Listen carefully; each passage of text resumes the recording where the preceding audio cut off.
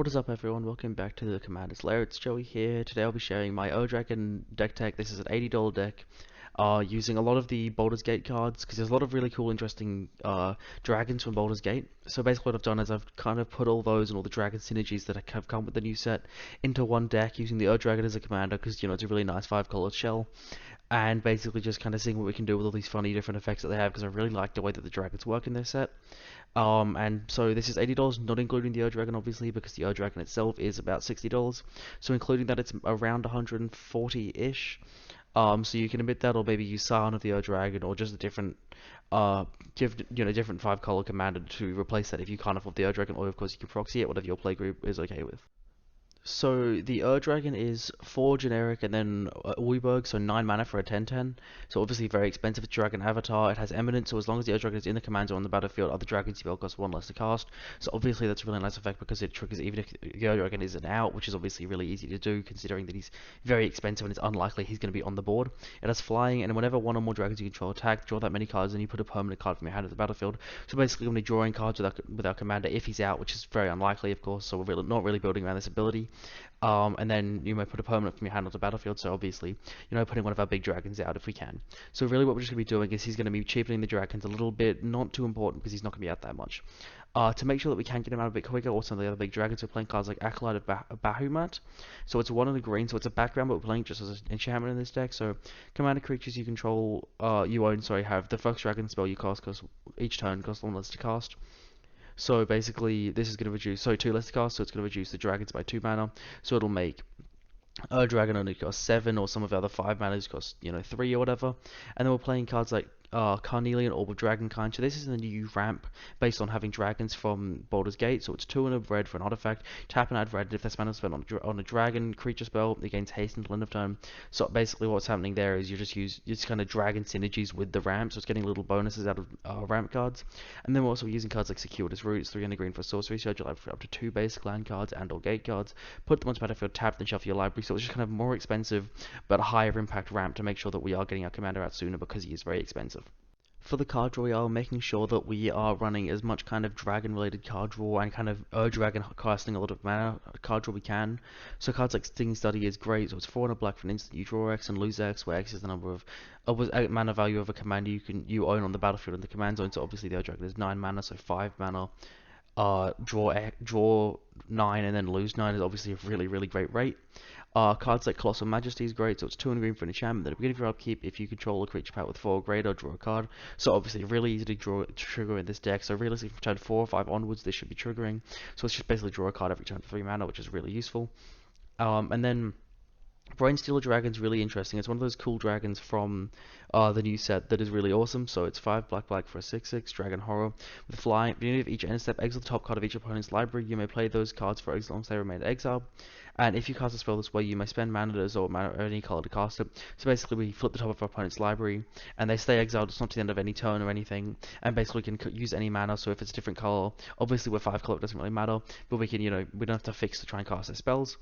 And then it also has whenever an online permanent an opponent controls enters the battlefield under your control, they lose life equal to its mana value. So if you cast something with 5 mana from from the exile zone, they lose 5 life, which not us, which is really, really great. So it's sort of a win con as well on a massive dragon body, just it can technically also draw some cards, really useful there. So the actual meat of this deck is going to be the dragons, so whether it's cards that are making dragons or just regular actual dragons, that's kind of better because the dragon reduces their cost, but basically just anything that is giving us lots of dragons, or lots of big dragons particularly, is kind of important in this deck. So cards like Emerald Dragon, it's 4 green for a 4/4 with flying and trample, so obviously 6 mana 4/4 with flying trample is quite good, but it also has the adventure ability, so it's an instant, it's 2 and a green, it's called Dissonant Wave, so it counter-target activated or triggered ability from a non-creature source. So if from an enchantment or an artifact, or technically it could also be from like an instant sorcery spell. I'm not sure if they have triggered abilities actually, but artifacts or enchantments, anything like that. It also doesn't stipulate mana abilities, which is really useful as well. Basically, you can cast this card from your hand, and when it's in exile after you've adventured it, you can cast it for its regular casting source. So get that 6 mana dragon. Then Earthquake Dragon, I honestly really love this card. This is probably one of my favorite cards from the set. I don't know what the lore is behind this, but this is just really, really awesome. So it's 14 and a green for a 10/10. Which is obviously a lot of mana. It's an elemental dragon, but it costs X less to cast, where X is the total amount of dragons you control. So hopefully we're gonna have, lots of kind of massive dragons kicking around. So it's hopefully with a decent board state, this should just cost 1 green mana. So for a 10/10, it has flying and trample, and you can pay 200 green, sack a land, return it from your graveyard to your hand. So it can get itself back, hopefully play it out for really cheap. You just constantly use it. Flying and Trample should definitely really end out a game quite quickly. And then we also have a lot of cards that kind of care about the size of our dragons, like I just mentioned, sort of with Earthquake Dragon. So Ambitious Dragonborn's great, so it's 3 and a green for 0/0 with Dragon Barbarian. But it enters the battlefield with X1/1 counters or X the greatest power among creatures you control and creatures in your graveyard. So, if we do have that Earthquake Dragon in one of those zones, we are going to it's going to be a 10/10. So, Ambitious Dragonborn has potential to come in and just be an absolutely massive threat at the moment it enters the battlefield. So to make sure that this deck can really punch through the roof, having a bunch of 4/4, 5/5 flyers wasn't enough. We have a lot of synergies as well with those dragons to pump them up and use them for some extra value. So Boa Passage is great. So it's 1 of the green for an enchantment. Creatures with flying can't block creatures you control. So it's unlikely people are going to have reach. The only way they are going to be able to block those flyers is with creatures with flying most of the time. So it's pretty much certain that this is basically going to be 1 of the green creatures that we control gain unblockable. So this is going to be really, really good to get cards through and kind of punch for the win. Otherwise, Lazan Dragon's Legacy is also great, another way to win without combat damage. So it's 3 blue red for a 4/2 legendary creature Dragon Shaman with flying, and whenever you cast an adventure spell or a dragon spell, Lazan Dragon's Legacy deals damage equal to that spell's mana value to any target that isn't a commander.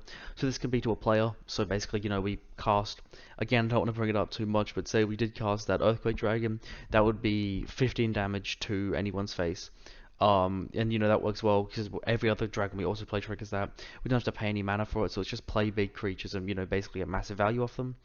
And then finally we are cards like Skarna's Dragon are harder great, so it's 4 and a green for a 4/4. When it attacks, it gets plus X until end of turn, where X is the greatest power among other dragons you control and dragon cards in your graveyard.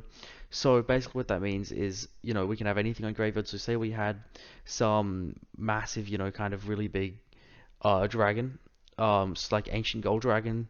So that's 7 power. That's honestly not that unlikely. Somewhere from 4 to 7 generally. Ancient Gold Dragon is just a great example because it's a big creature as well. This got +7/+7 till end of turn, which is just a massive buff. And we're basically going to be using the power of our dragons to basically give them extra value and punch through for a really easy win. Thank you guys all so much for watching. This will be the end of the video. I hope you guys really enjoyed. Again, tell me what you think about this new editing style that I've been trying to employ, because I've been trying to do that lately as well.